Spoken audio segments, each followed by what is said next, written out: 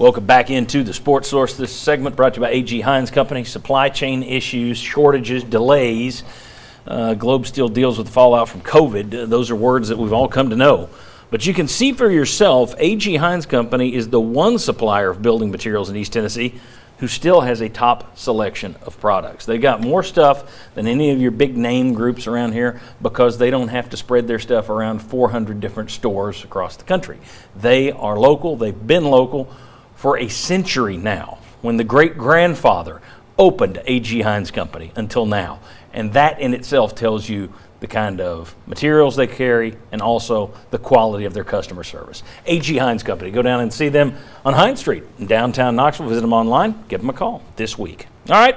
Welcome in one of the original guys. I think you were with us that first year. You came and did a couple of shows in Seymour when we were doing it. Sure did. VFL quarterback Bobby Scott. Long time ago. Yeah, trust me. Bobby, thanks for being here. Exactly. Bobby, thanks for being here, buddy. Thank you. Good to be here. Let me start with you and just your thoughts on Heupel, the staff. How much are you, I mean, I don't think anybody here is going all in with all their chips at this point, but where are you in terms of what you've seen from this guy? You know, I like what I've seen, and you know, the way I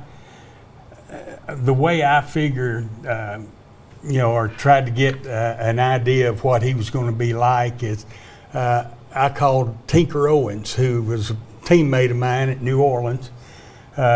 His brother was Steve Owens that won the Heisman Trophy in the 60s. In Oklahoma. Right. Yeah. And anyway, so I called Tinker, and he said his voice, when he gets excited, he gets a little high. And I said, Tinker, tell me about this guy we're about to hire. And he said, Scotty, he's going to throw the damn ball all over the place. he said, you're going to love him.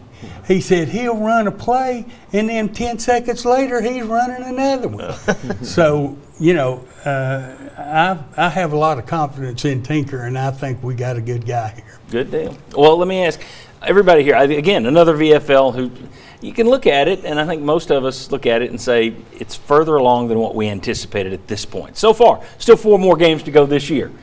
You know, so our opinions could change. But are fans buying in as much? You had the full house against Ole Miss. Now, part of this, I'm going to give credit to Danny White because I know it's part of the UT tradition that you don't like anybody in your administration, and I know that people didn't like Danny White from the moment he was hired. But I'll give him this. He's put concerts on outside the stadium. They got more fireworks. They got the light show. They put up statues. They moved the first game to a Thursday night for attention. They've done a Johnny Majors Day. They've done an Al Wilson Day. They got the big light show for the Ole Miss thing. The Checker Nealon. They're going along with a lot of stuff. They're doing their can. It was packed for Ole Miss. It hadn't been packed before Ole Miss. Do we think it's going to be packed for the last 3 games? I don't know about packed. I think they'll have better crowds than what we saw the first few home games when there was 82 to 84,000 for a few of those games. So I think that is a big barometer of this. I don't think you're seeing a sellout crowd for Ole Miss if fans aren't buying in. So I think there is a lot of excitement about where things have been and where they're headed. I think there's still some hesitation from some fans because they want to see the recruiting side catch up to what they're seeing on the field. But as far as watching this team, seeing the progress on the field, a lot of fans are enjoying this team to the point that some fans on GoVols 24/7 have mentioned they've kind of compared this team to Bruce Pearl's first team, which in a way is not a fair comparison. That was a number 2 seed in the NCAA tournament, but still the fact that people view this as a team that's overachieving with a limited roster like that one did, I think that speaks highly of what fans think of this team. You know, players and media who cover this team, it can be a little bit more analytical. The players understand the game. The media, we're paid to do it. It's a business, so you try and break it down. For fans, it's 100% passion. And they have reason to be leery because they've had some false starts here before. Jeremy Pruitt one good year. Butch Jones had it going in the right direction until it just went off the cliff. So I understand if they're leery. Do you think they're buying in? I mean, that sounds good. Do you think they're buying in as much as media and VFL, or do you think they're behind, or is that just natural considering what they've been through? I think more so because I think when you talk about fan bases, I mean, it's not unlike your political core. You have the people that are going to be there, the Tennessee fans that are going to be there no matter what. But for all, there's a lot of people who put Tennessee fandom, and that's a huge part of their identity, and that's a huge part of what they do. There's a lot of those people. But there's also a ton of casual fans, and this is still entertainment. That's the core of what sports is. It's entertainment.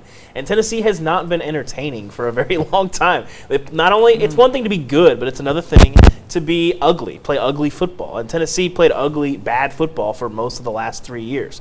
They're not fantastic this year, but they're super fun. And even when they're not going to be a great team or not win a ton of games, this is a fun, more entertaining brand of football. I think Tennessee scored 19 touchdowns last year in 10 games.